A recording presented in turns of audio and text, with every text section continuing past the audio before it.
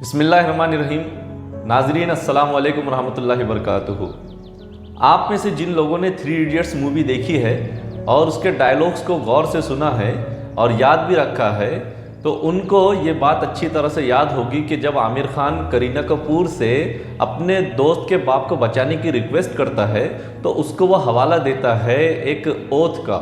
وہ اسے کہتا ہے کہ تم ڈاکٹرز لوگ ہپوکریٹک اوتھ کرتے ہو، ہپوکریٹک اوتھ لیتے ہو، ایک عہد لیتے ہو۔ تو کیا کبھی آپ نے سوچا ہے کہ کون تھا یہ ہپوکریٹس کہ جس کا اوتھ اتنا مشہور ہوا کہ عامر خان نے اپنی فلم کے اندر بھی اس کا استعمال کیا؟ اگر آپ جاننا چاہتے ہیں کہ ہپوکریٹس کون تھا اور ہپوکریٹک اوتھ کیا چیز ہے تو آج کے اس ویڈیو کو اینڈ تک کے دیکھتے رہیے۔ آج کے اس ویڈیو میں ہم بات کرنے والے ہیں ہپوکریٹس یا پھر بقراط کے بارے میں۔ ہپوکریٹس یا بقراط یہ ایک یونانی فلسفی ہے، ایک گریک فلسفر ہے، ایک بہترین ڈاکٹر ہوا کرتا تھا اور اس کو اس کے طبی کارناموں کی وجہ سے ابو طب یا بابائے طب یا پھر فادر آف میڈیسن کہا جاتا ہے، کیونکہ اس نے میڈیکل فیلڈ کے اندر بہت بڑے بڑے کارنامے انجام دیے اور صرف یونانی پیتھی میں ہی نہیں بلکہ ایلوپیتھی میں بھی اور آیورویدا میں بھی اور دیگر جتنی بھی پیتھیز ہے سب میں اسی کو فادر آف میڈیسن کنسیڈر کیا جاتا ہے۔ تاریخ کی کچھ کتابوں میں لکھا ہے کہ بقراط اسکلیبوس یعنی طبیب اول کی 12ویں نسل سے تھا، لیکن اس کے اندر لوگوں کا اختلاف ہے، لوگ اس بات کو صحیح نہیں مانتے، لیکن اس بات پر سبھی کا اتفاق ہے کہ اس کا تعلق اسکلیبوس دوم سے تھا یا اسکلیبوس دوم کی اولاد سے تھا۔ اس کا نام اصل میں ہپوکریٹس تھا، لیکن ایشیائی لینگویجز کے اندر، ایشیائی زبانوں میں یعنی اردو، فارسی، ہندی، عربی وغیرہ کے اندر اس کو بقراط کے نام سے زیادہ اچھی طرح سے جانا جاتا ہے اور آپ نے بھی ہمیشہ بقراط ہی اس کا نام سنا ہوگا۔ اس کے بارے میں یہ کہا جاتا ہے کہ حضرت عیسیٰ علیہ السلام سے پہلے کی جتنی پرسنالٹیز گزری ہے تو اس میں سب سے زیادہ شہرت اگر کسی کو حاصل ہوئی ہے تو وہ بقراط کو ہوئی ہے۔ بقراط سے پہلے کسی اور شخصیت کو اتنی زیادہ شہرت حاصل کبھی نہیں ہوئی، اتنا زیادہ مشہور کوئی بھی شخص نہیں ہوا۔ بقراط کی پیدائش 460 BC 460 قبل مسیح میں جزیرہ قاس میں ہوئی تھی اور جمال الدین قبطی کہتے ہیں کہ اس کا تعلق قیروہا نامی مقام سے تھا جو آج کل حمص کے نام سے زیادہ مشہور ہے۔ اس کی اگر پرسنالٹی کی بات کی جائے تو اس کے بارے میں کہا جاتا ہے کہ یہ ایک بہت ہی خوبصورت، ایک تندرست، توانا اور ہمیشہ بہت زیادہ فکر اور تجسس کے اندر مبتلا شخص تھا۔ یہ ہمیشہ سر کو جھکائے رہتا تھا اور اس کا جو قد تھا تو وہ اوسط درجے کا تھا۔ جالینوس کا اس کے بارے میں کہنا ہے کہ یہ ایک بہت ہی شریف طبیعت انسان تھا اور ایک بہت ہی وزادار انسان تھا اور یہ ہمیشہ فقر و فاقہ کو حرص کے اوپر ترجیح دیا کرتا تھا، فوقیت دیا کرتا تھا۔ اس کے بہت سارے واقعات اس تعلق سے مشہور ہیں، ان میں کا ایک واقعہ ہم آپ کو بتاتے ہیں۔ ایران میں ایک مرتبہ وبا پھیلی اور ایران کے بادشاہ نے، وہاں کے شہنشاہ نے بقراط کو بہت بڑی رقم کے ساتھ میں کچھ تحائف بھیجے تھے اور اس کو کہا تھا کہ وہ ایران آئے اور اس وبا کا علاج لوگوں کا کر کے دے، لیکن بقراط نے یہ کہہ کر اس آفر کو ٹھکرا دیا تھا کہ میرے پاس جو علم ہے یہ علم ایسا ہے کہ جس کو آپ مال و دولت سے نہیں خرید سکتے، اور ان حالات کے اندر اس نے ایران جانے سے منع کر دیا تھا۔ بقراط نے ٹوٹل 97 ایئرز کی عمر پائی تھی، جس میں سے پہلے 17 سال اس نے علم حاصل کرنے کے اندر گزار دیے تھے۔ طب کی ابتدائی تعلیم بقراط نے اپنے والد ایرکلیدس اور اپنے استاد ہیروکس سے حاصل کی تھی اور فلسفے کی تعلیم اس نے 2 استادوں سے حاصل کی تھی جس میں جارجیاس اور دمقراط کا نام شامل ہے۔ 17 سال کی عمر تک تعلیم حاصل کرنے کے بعد بقراط نے ٹوٹل 80 برس پھر درس و تدریس میں اور پھر لوگوں کی خدمت میں اور الگ الگ کتابیں وغیرہ لکھنے کے اندر اس نے گزار دیے تھے۔ بقراط نے ویسے تو بہت بڑے بڑے کارنامے انجام دیے، لیکن اس کا سب سے بڑا جو کارنامہ تھا وہ یہ تھا کہ بقراط کے عہد تک طب کی جو تعلیم ہوا کرتی تھی وہ صرف ایک خاص خاندان تک کے مخصوص تھی، جس کا ذکر ہم نے اپنے پچھلے ویڈیو کے اندر کیا ہے۔ اسکلیبوس کا یہ ماننا تھا کہ اگر طب کی تعلیم عام لوگوں کو دی جائے گی تو اس کا خطرہ اسے محسوس ہوتا تھا کہ یہ ایسے لوگوں کے ہاتھ میں چلا جائے گا کہ جو اس کی قدر نہیں کریں گے اور جو اس کو غلط کاموں کے لیے استعمال کریں گے۔ اس لیے اسکلیبوس کے خاندان کا یہ اصول تھا کہ طب کی تعلیم کسی اور کو نہیں دی جائے گی بلکہ ان کے خاندان تک ہی محدود رہے گی۔ بقراط کے عہد تک آتے آتے اب اس بات کا خطرہ محسوس ہونے لگا تھا کہ اگر یہ تعلیم دوسرے لوگوں کو نہیں دی گئی تو یہ جو علم ہے، طب کا یہ جو علم ہے، تو یہ ہمیشہ کے لیے ختم ہو جائے گا۔ تو بقراط نے اس بات کا بیڑا اٹھایا کہ اب وہ اس علم کو عام لوگوں کو بھی دینا شروع کرے گا۔ اس کے لیے اس نے سب سے پہلے کچھ کتابیں لکھنی شروع کی۔ حالانکہ بقراط سے پہلے بھی بہت ساری کتابیں لکھی جا چکی تھی، لیکن باقاعدہ طور پر کسی بھی کتاب کو نہیں لکھا گیا تھا۔ اس سلسلے میں بقراط کے بارے میں یہ کہا جاتا ہے کہ اس نے 70 سے زیادہ کتابیں لکھی۔ حالانکہ بہت سارے مورخین کا کہنا ہے کہ اس نے صرف 20 یا 30 کچھ کتابیں لکھی تھی، اور بعد کی جو کتابیں ہیں، دوسری جو کتابیں ہیں، تو وہ اس کے نام کے ساتھ میں بعد میں جوڑ دی گئی۔ تو بقراط نے یہ ایک بہت بڑا کارنامہ انجام دیا کہ اس نے طب کو ایک مخصوص گھرانے سے نکال کر عام لوگوں کے لیے بھی اس نے اس کو مشہور کر دیا، اس کو پھیلا دیا، اور اس لیے اس نے پھر عام لوگوں کو بھی کچھ خصوصیات دیکھ کر طب کی تعلیم دینے کی شروعات کی۔ اس کا ایک اور کارنامہ یہ ہے کہ بقراط سے پہلے تک طب کچھ چیزوں کے اندر سمٹا ہوا تھا، جیسے جادو ٹونا ہے، تعویذ گنڈے ہیں، ان سب چیزوں کے اندر طب سمٹا ہوا تھا، اور لوگ زیادہ تر اسی کے ذریعے سے اپنا علاج کروایا کرتے تھے۔ لیکن بقراط نے ان سب چیزوں کو ختم کر کے اور طب کی باقاعدہ بنیاد اس نے ڈالی تھی، اور پھر جب اس نے باقاعدہ اس کی بنیاد ڈالی تو اس کی بنیاد اس نے اخلاق کے نظریے پر ڈالی تھی، ہیومرز کے نظریے پر اس نے ڈالی تھی۔ ہیومرز کا ذکر انشاءاللہ ہم آئندہ کے کسی ویڈیو کے اندر کریں گے۔ تو بقراط کا یہ ماننا تھا کہ انسانی بدن کے اندر 4 اخلاق ہوا کرتی ہیں، 4 ہیومرز رہتی ہیں، جس کو اس نے نام دیا تھا دم، بلغم، صفرا اور سودا۔ اور اس کا یہ کہنا تھا کہ جب تک کہ یہ 4 اخلاق اپنے مناسب تناسب کے اندر رہیں گی، اپنے بہترین ریشو کے اندر رہیں گی، اس وقت تک انسان کی صحت برقرار رہتی ہے۔ لیکن جب ان کا ریشو بگڑ جاتا ہے تو انسان بیمار ہو جاتا ہے، اور اسی پورے نظریے کے اوپر بقراط نے اپنے اس نظریے کی، اپنے اس طب کی بنیاد ڈالی تھی۔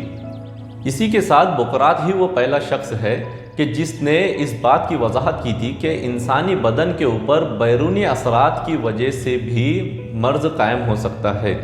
پہلے کے لوگ یہ مانتے تھے کہ بیماری جب بھی ہوتی ہے تو وہ اندرونی طور پر ہی ہوتی ہے، اندرونی وجوہات سے ہی ہوتی ہے، لیکن بقراط نے سبھی کو یہ سمجھایا کہ بیماری باہر کے کچھ اثرات کی وجہ سے بھی ہو سکتی ہے، ماحول کی وجہ سے بھی ہو سکتی ہے، اور بقراط پہلا وہ شخص بنا کہ جس نے اس بات کو لوگوں کو سمجھایا۔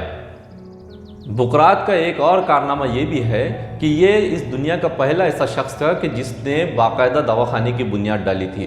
حالانکہ بقراط سے پہلے لوگ علاج و معالجہ کرتے تھے، لوگ اپنا علاج کرایا بھی کرتے تھے، طبیب بھی ہوا کرتے تھے جو لوگوں کا علاج کرتے تھے، لیکن بقراط نے باقاعدہ ایک دواخانے کی بنیاد ڈالی تھی، جس کو اس نے اپنے گھر کے صحن کے اندر قائم کیا تھا، اور اس کے بارے میں یہ کہا جاتا ہے کہ اس کو اس وقت اخندوکیس کہا جاتا تھا، جس کا مطلب بیمارستان بتایا جاتا ہے، یا پھر شفا خانہ یا پھر دواخانہ بتایا جاتا ہے۔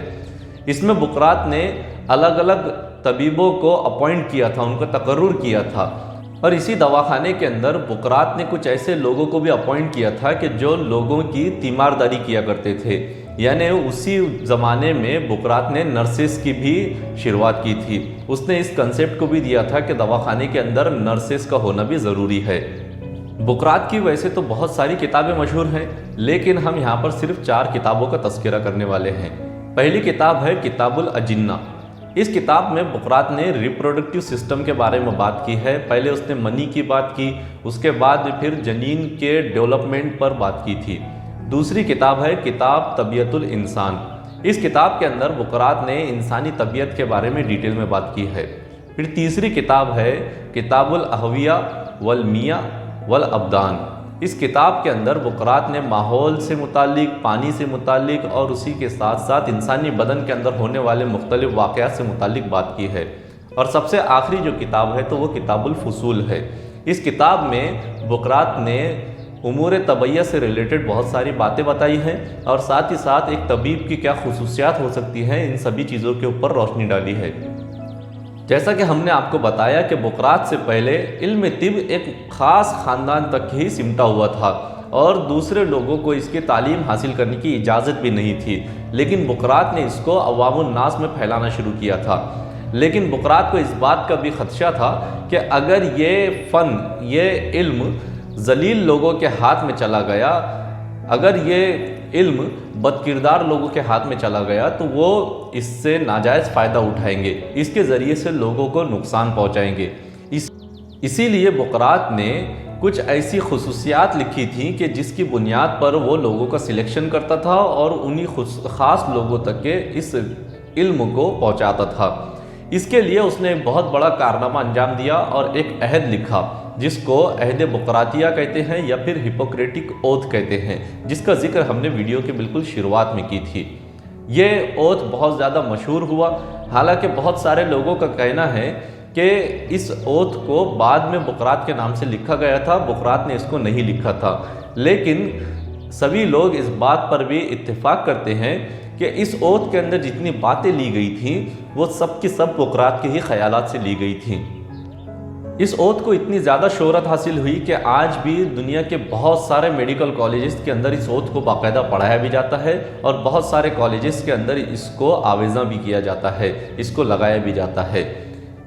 حالانکہ آج کل کالجز کے اندر میڈیکل اسٹوڈنٹس سے جو اوتھ لیا جاتا ہے، جو عہد لیا جاتا ہے، وہ اس اوتھ سے بہت الگ محسوس ہوتا ہے کہ جو بقراط نے لکھا تھا، لیکن اس اوتھ کی روح اگر آپ دیکھیں گے تو وہ عہد بقراطیہ ہی ہے، ہپوکریٹک اوتھ ہی اس کی اصل اسپرٹ ہے۔ تو ہپوکریٹک اوتھ ہے کیا؟ اس کا ذکر ابھی ہم یہاں پر کریں گے۔ آپ کی اسکرین کے اوپر یہ ہپوکریٹک اوتھ لکھا ہوا آئے گا۔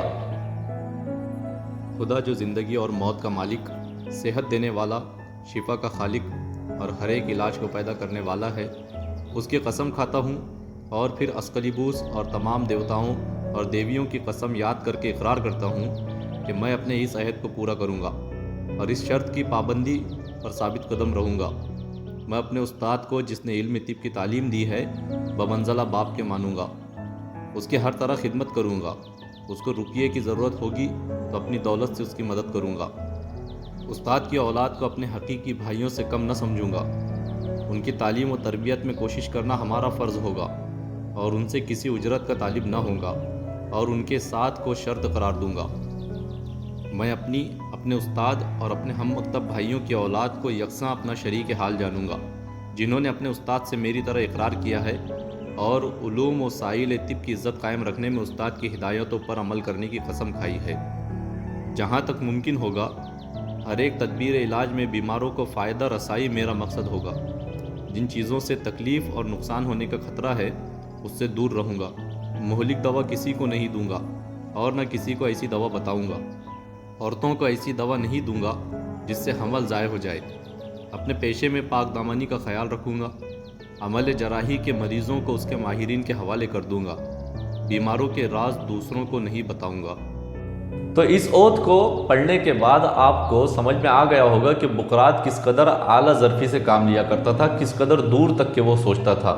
اس نے صرف یہ نہیں بتایا کہ ٹیچرز کا کیا حق ہوتا ہے، بلکہ اس نے یہ بھی بتا دیا کہ ٹیچرز کے بچوں کا، اپنے کلاس میٹس کا اور پیشنٹس کے کیا حقوق ہوتے ہیں۔ اس نے یہ بھی بتا دیا کہ پیشنٹس کو ایسی دوائیں نہیں دی جائیں گی کہ جو ان کے لیے مضر ہوتی ہیں۔ اس نے یہ بھی بتا دیا کہ اس علم کو ان لوگوں تک کے نہیں پہنچایا جائے گا، یہ علم ان لوگوں کو نہیں دیا جائے گا کہ جو بد کردار ہوتے ہیں، جن کے اخلاق اچھے نہیں ہوتے ہیں۔ جب ہم اس اوتھ کو پڑھتے ہیں اور اس کے اوپر غور کرتے ہیں تو ہم یہ سوچ کر حیران رہ جاتے ہیں کہ بقراط نے کیا چیزیں سوچ کر اس عہد کو لکھا تھا، وہ کس قدر دور تک کے دیکھتا تھا۔ اور پھر ہم دیکھتے ہیں کہ جب لوگوں نے اس عہد کی پرواہ نہیں کی اور جو باتیں اس عہد کے اندر بتائی گئی تھی تو ان کو بالائے طاق رکھ دیا، تو میڈیکل فیلڈ کی کس طرح سے دھجیاں اڑ گئی، لوگوں نے کس طرح سے اس فیلڈ کا ناجائز فائدہ اٹھایا۔ لیکن آج ضرورت اس بات کی ہے کہ ہم پھر سے اس عہد کو تازہ کریں، اپنے ذہن کے اندر پھر سے اس عہد کو دہرائیں اور پھر اس بات کا عہد کریں کہ ہم اس عہد کی پابندی کریں گے، ہم اس عہد کے اوپر عمل کریں گے جو بقراط نے کئی سال پہلے لکھ کر گیا تھا۔ تاریخ طب کے آج کے اس ویڈیو کے اندر اتنا ہی۔ انشاءاللہ اگلے ویڈیو کے اندر آپ سے ملاقات ہوگی۔ تب تک کے لیے آپ سے گزارش ہے کہ اگر آپ اس طرح کے مختلف ویڈیوز دیکھنا چاہتے ہیں تو ہمارے اس چینل کو ضرور سبسکرائب کریں۔ اگلے ویڈیو میں آپ سے ملاقات ہوگی۔ السلام علیکم ورحمۃ اللہ وبرکاتہ۔